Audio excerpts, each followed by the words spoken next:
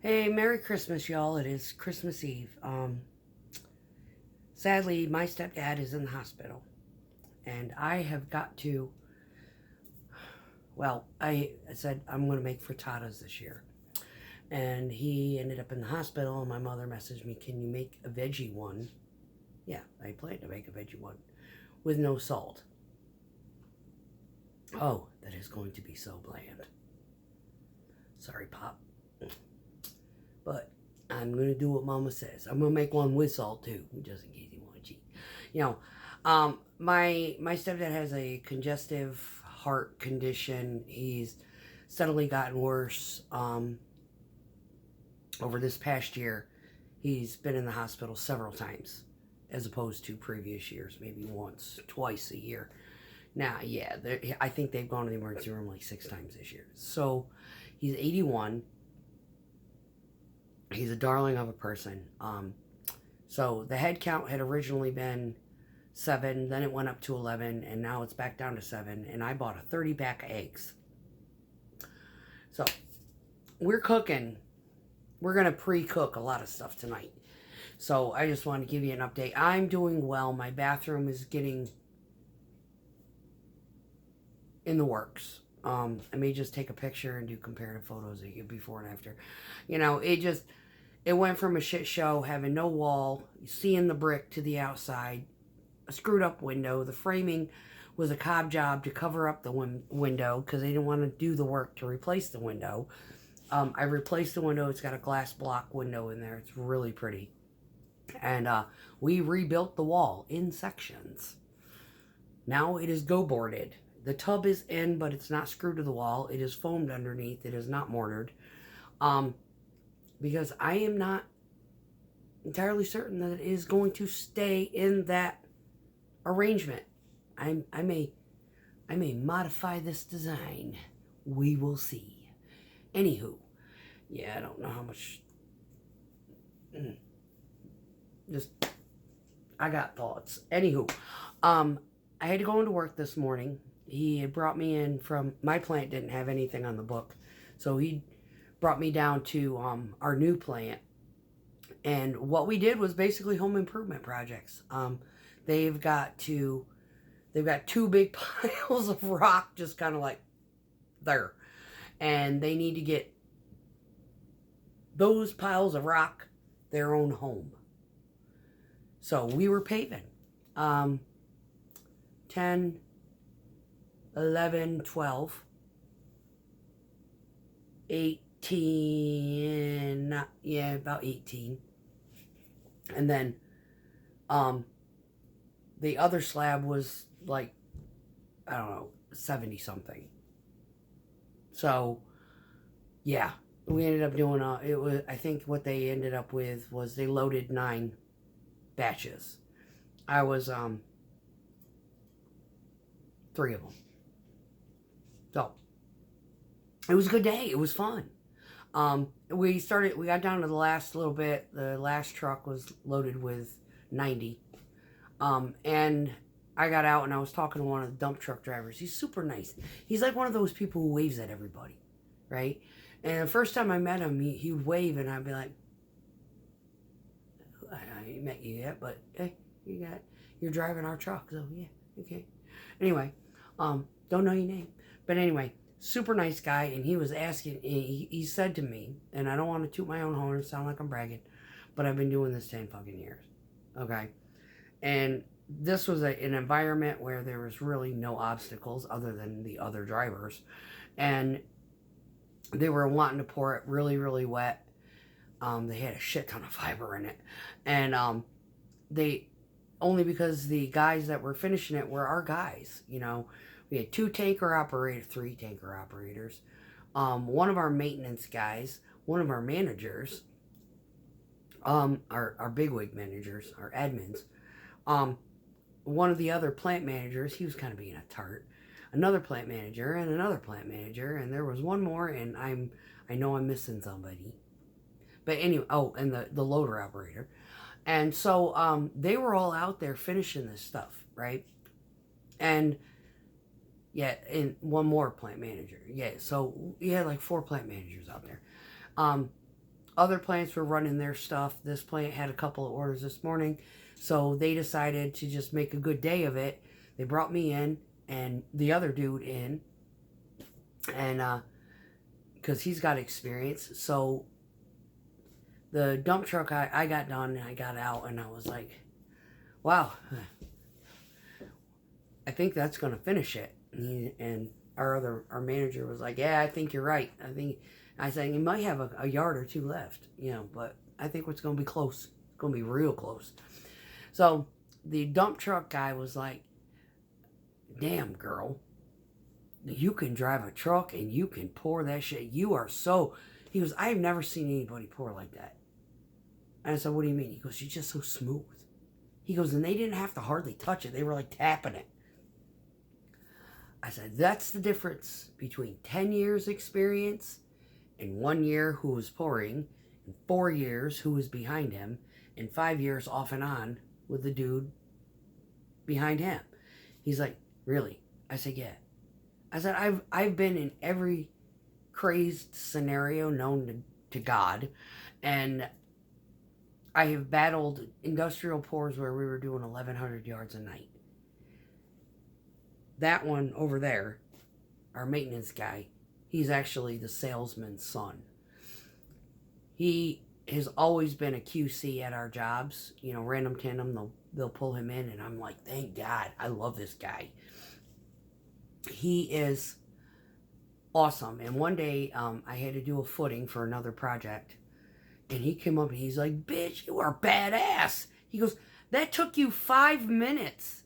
He goes, and they barely had to touch it. How did you, you know? And I'm literally pouring a footing over rock piles because it's a great big industrial job. And they're just trying to get it done. I was not excited about going on that back wall. But once I saw that the terrain, yeah, it was lumpy, but it wasn't, there's nothing in my way. I could just get in there, 4 shoots, whatever, and done. Easy peasy lemon squeezy. Slow, steady, slow wins the race in this environment. Now, today, it was like this deep. The whole thing, this deep. They wanted it kind of wet. You got to know how to pour deep and wet. Same thing with inclines. You want to pour, they want you to put it on a 6 and you're on a fucking hill. That shit gonna roll downhill. You got to know how to put it high. You keep it there. Just let it go. When it stops, when it starts to overflow where on the line that you're pouring on, then you can back up. But you got to stop the bowl so you don't cause a current. And the only time you stop the bowl is when it's absolutely fucking necessary. You slow the speed down, you stack it, and you carry on. Well, today, that guy was like, I've never seen anybody drive. He goes, you just kept it going. Even, you didn't pile it, you just, the guys are like, it was like everybody just stood there with their rakes until I got done. Well, we had one of the guys is in there, and I was like, why are you pulling it where I can reach? Not to mention, you're in the way. He was like, oh, sorry. I was like, you know better. You do this job. Well, he's kind of a dope. Anyway, yeah, he's one of those type of people, you talk to him and you tell him something, he fucking mangles it. So when it gets repeated back to you, you're looking at him like, who told you that? One guess. Mangle boy. Anyway.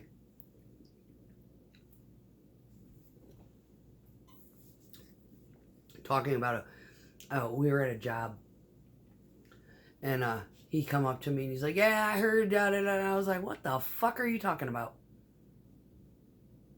Well, yeah, so-and-so, so-and-so. I was like, no, that is not what went down. Let me tell you what went down. And it doesn't even, I wasn't even involved. I was just the bystander watching it all go down. He was like, oh, well, they told me. I was like, you don't hear anything. I was like, you hear shit and it gets fucking mangled. And it comes out your mouth to somebody else all fucked up. And it's not the first time I've told him that either. Yeah. Listen. Anywho, so tonight is cleaning. I got cleanup. I got drinking my beer because it's noon. Yeah, Beer o'clock. Starts at noon. Anyway, especially when you're on a night shift element. But I've got a gazillion loads of laundry that are clean, that need to get folded and put away. Now, if everything doesn't get put away because I just don't fucking care. As long as everything's sorted in baskets. Shirts, pants, hoodies, towels, wares, socks, and bras all go in one basket. I can find them all. I'm good. When I run across one of those oddball fucking garments, which I haven't worn any lately, so it's not like it's a big deal, like sweater or, turtleneck or something like that. Yeah. Most of the time it's long sleeve t-shirts and jeans. I'm so complex. I mean it. So, anyway, just wanted to give you an update. Yeah, I've got a lot going on. Not a whole lot of emotional drama. I got a friend who's been helping me. I think he's got an emotional interest in me that is far greater than my emotional interest in him. I appreciate him. Yes, he is attractive. Yes, he'd be a nice guy to, be involved with, but I'm not over the top obsessed with him, which is probably healthy for me, because I don't have an invested interest and or a distracted interest in anybody else either. So it's like, you're safe, because I can take you or leave you. I really, your presence in my life is basically contingent upon how much you want to tolerate me not caring whether or not you come or go. That's where I stand. I'm just not. Anyway. And he's like, I'm going to break through that ice wall. I was like, yeah, good luck. Yeah. Good luck with that. Yeah, you got your challenge. Anyway. So, I know I haven't been on here, and I know I've been, haven't gone on to, in great depth, regarding, like, the narcissism and the toxic relationship type of thing. But I do want to point out that I do have, in my life, two very, healthy friends, like healthy relationship friends that are male. One of them no longer works with us. The other one still works with us. He's the one who's been helping me with the bathroom. And I even told him, I said, when we get to a point where I no longer need your help, I'm going to go ahead and cut you a check for helping me get this demo shit done. Because nobody does anything for me for free. Ever. Unless it's emergency situation, can you help me lift this battery up into where it needs to go, because I'm 5'2", my truck is 6'6". Can you help me with that? Yeah. They drive to my house, lift up the battery, we get it connected, and boof, they're gone. This type of thing, the whole demo job, oh yeah, that was a week long. Yeah. I had pillows covering gaps, plywood just over top of the subfloor. We had plumbing we had to redo.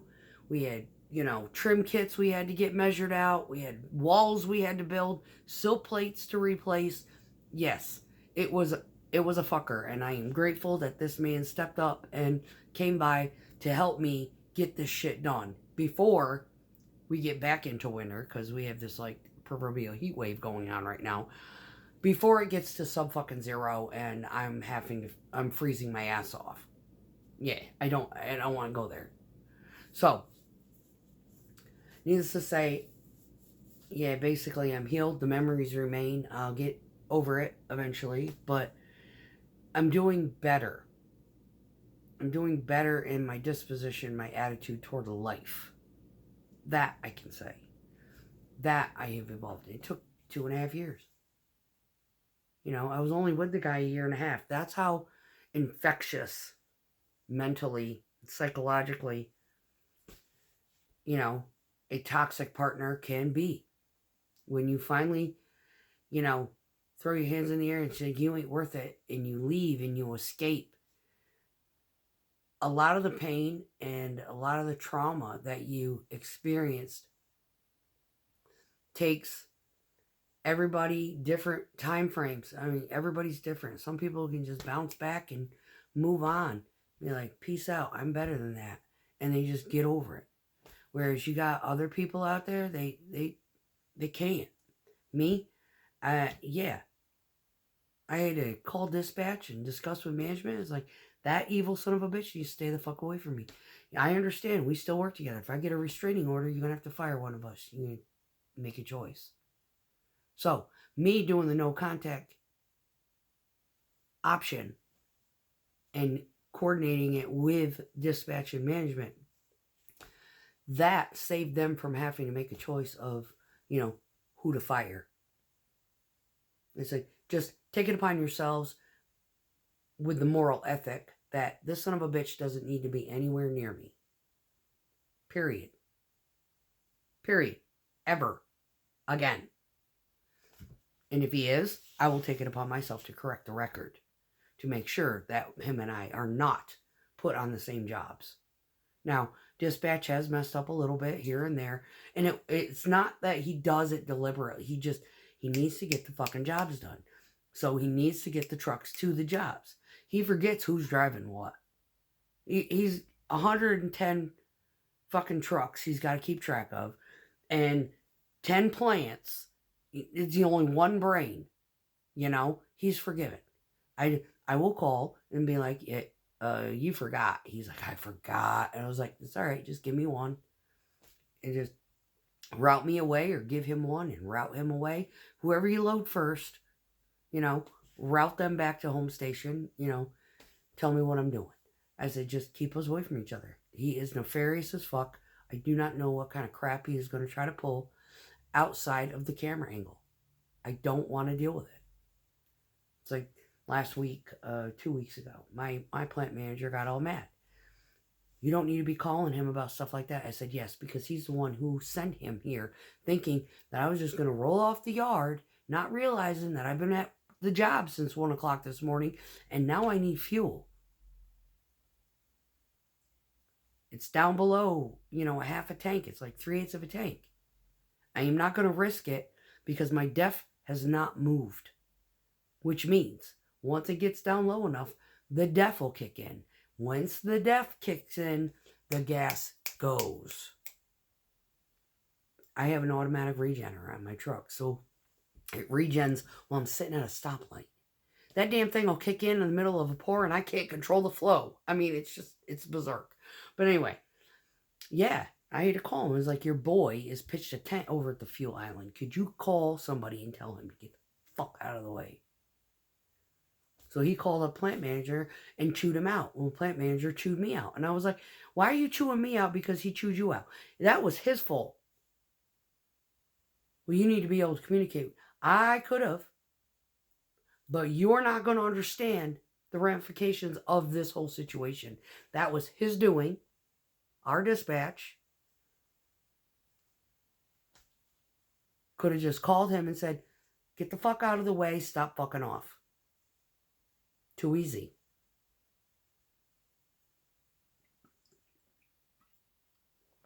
Instead, because the loader guy knows who he is, loader guy called me and said, what's going on? I said, I need to get fuel. And that's the douche. Oh, shit. I said, he's like, what's going on? I said, he's pitched a tent. He already went to the bathroom. He's already fueled. And now he's just in the way. So I can't get fuel. I'm waiting on him. I'm loaded. He's like, oh, snap. He cruises up on his big fucking loader. He yells through the window, hey, asshole. Huh? Okay. We got trucks that need to get in here. They're loaded and they need to get fuel. And get out of the way. You ain't new here. And he drove off. And douche was like, okay. He did it on purpose. Just to draw attention. Yeah.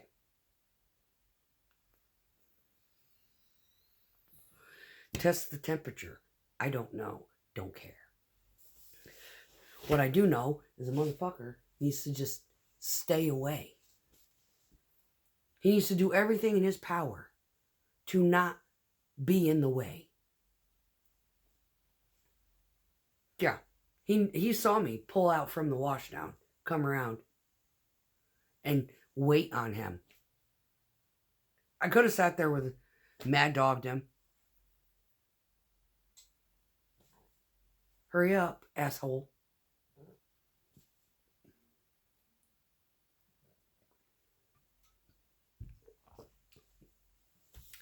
I told my plant manager, I said, you've never experienced trauma in your entire fucking life other than when you dismembered your fingers. I don't think. On a psychological level. And if you have, you hide it real well or you play ignorant. And he was just like, I was like, don't yell at me. I said, because when you go over the radio and you start ranting shit and you put people on blast, you trigger people. And that is the last person you want to fucking trigger, is that son of a bitch. I said, my concern is valid.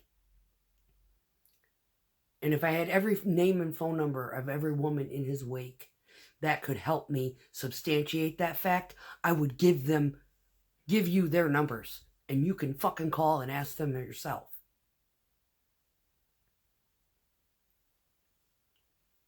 When I say I don't want someone near me, I fucking mean it.